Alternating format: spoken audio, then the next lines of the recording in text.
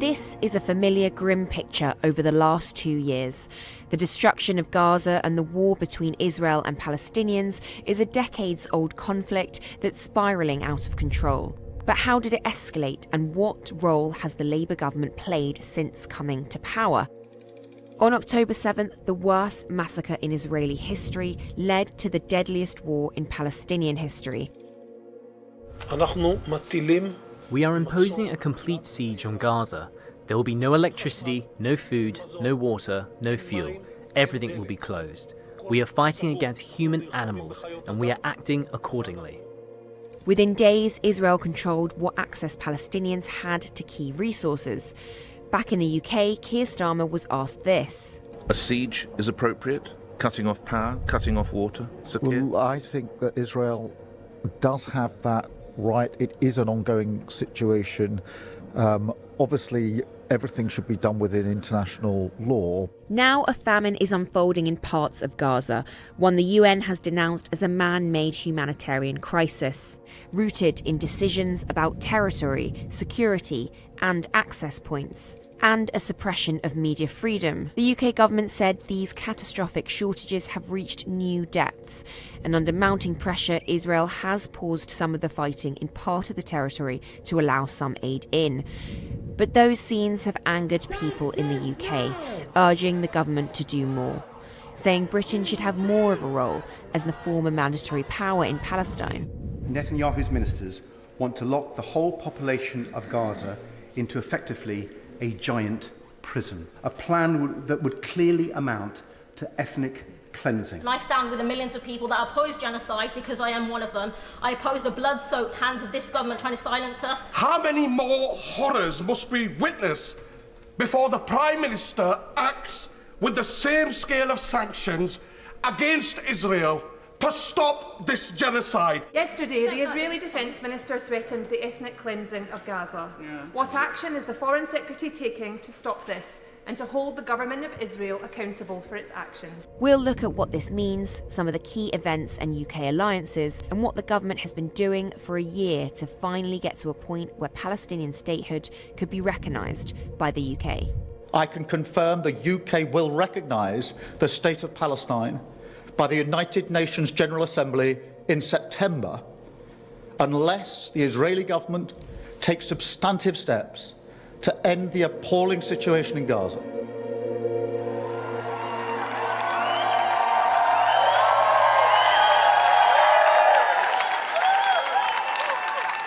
Our country has voted decisively for change. When Labour came into government, their position on Gaza had shifted drastically from the months before the general election.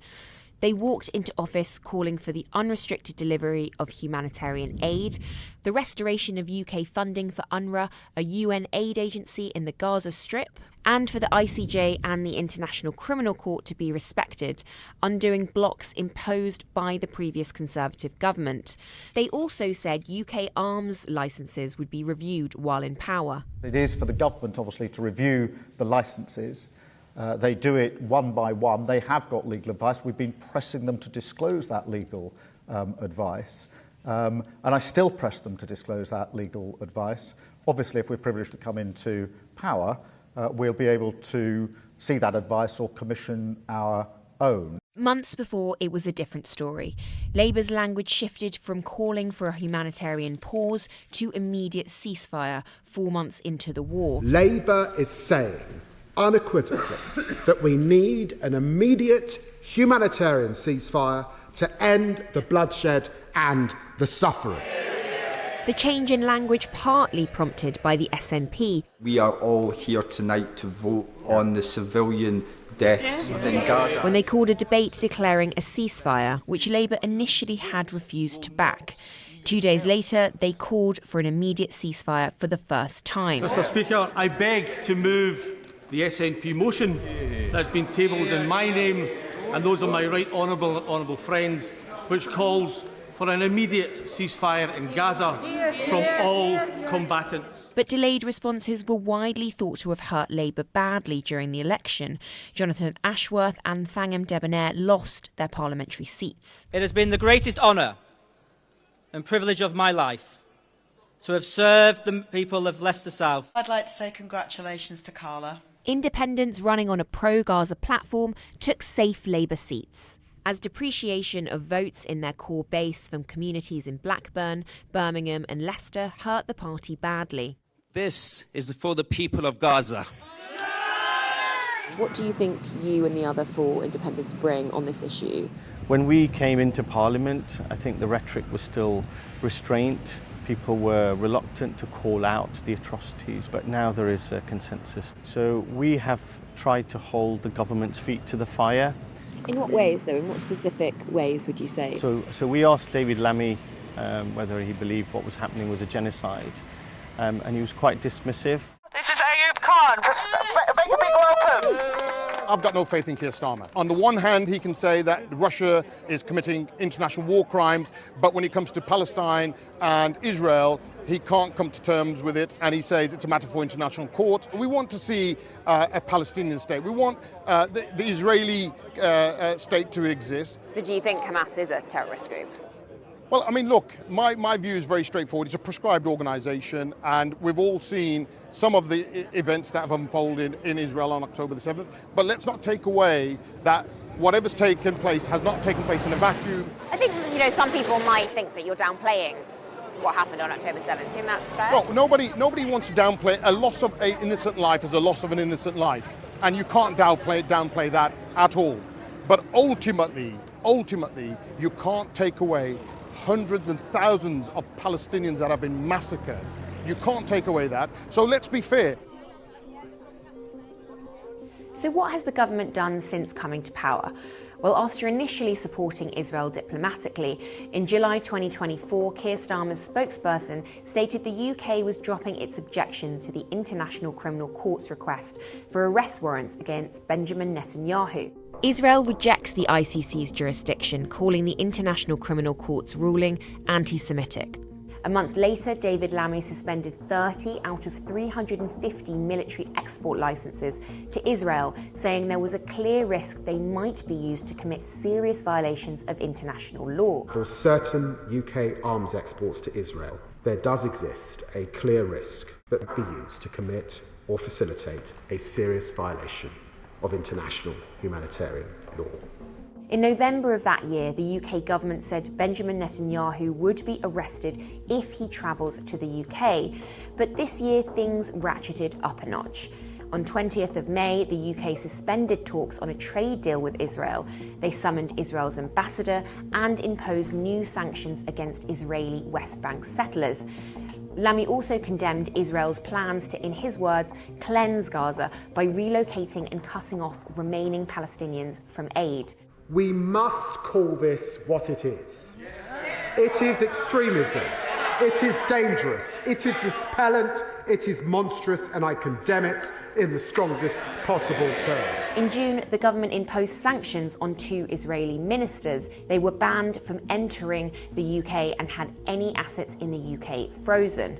And finally, in July, after a letter supported by 250 MPs, the Prime Minister Starmer announced that the UK will recognise Palestinian statehood at the next meeting of the UN General Assembly, unless Israel commits to a ceasefire. But there are still some unanswered questions which we put to the government. We asked why Labour hasn't published its formal legal advice on whether Israel is breaching international humanitarian law in Gaza. They declined to comment on that. We asked why they've only suspended 30 arms licenses out of 350.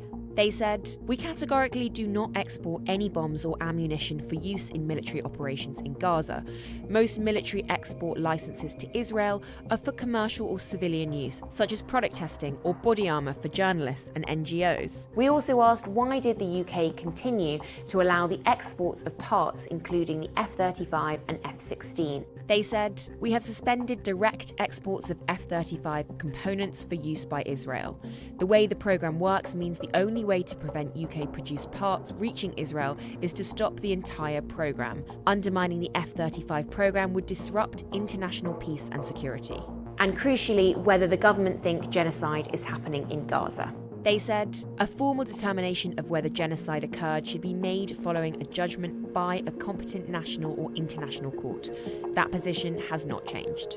But language really matters, for Labour backbenchers especially, sometimes pushing the government on this issue quietly behind the scenes. Melanie Ward has spent time in the occupied West Bank because before she was elected to Parliament, she was the chief exec of the charity Medical Aid for Palestinians. When I was there in April of last year,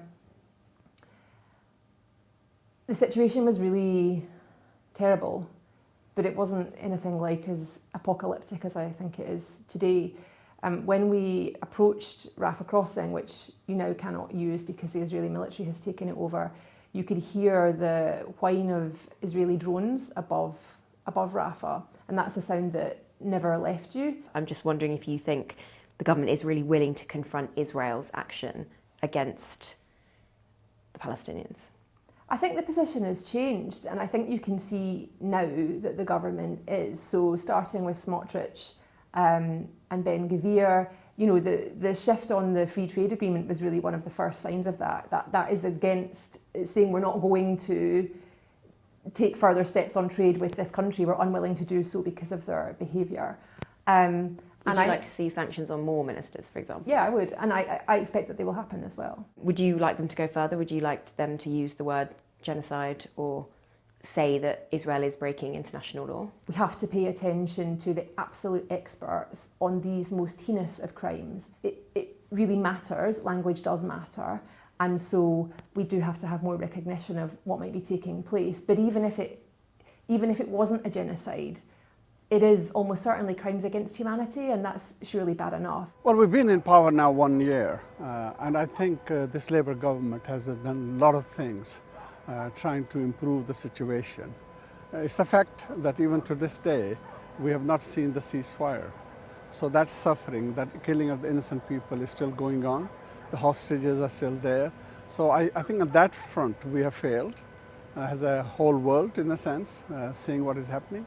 But I think as a government, for them to come in from the position where they were to the position where they have imposed sanctions on some of those extremist ministers, they're also basically internationally pushing on this sort of resolution for the ceasefire and that solution for the two-state there. But international pressure must take into account the British-linked hostages, says Adam Wagner KC, who represents 6 of the families. The families have been particularly troubled by the recent decision to recognise a Palestinian state. The families have different views on the politics of it. I think they would all say that the Palestinians have a claim to some sort of state, self-determination, but they're concerned about the timing of it. And they're concerned, particularly those who still have hostages in Gaza, they're concerned that by getting involved at this stage, and by doing it in a way which relates to the ceasefire negotiations, that even inadvertently, Britain might be disincentivising Hamas from signing up to a ceasefire until recognition happens. And would you have expected the government to have consulted on the families before announcing this step? It would have been better if the government had asked the families what their views were and how it might affect them. And in fact, that might have led to the families not being so shocked and upset at the time, but we are where we are. What comes next for the government might be in partnership with allies, as international pressure is now bearing down. The UK has said they would recognise a state of Palestine in September, in tandem with France and Canada. And Donald Trump is now questioning Israel's war in Gaza too. Some of those kids that's real starvation stuff. I see it, and you can't fake that.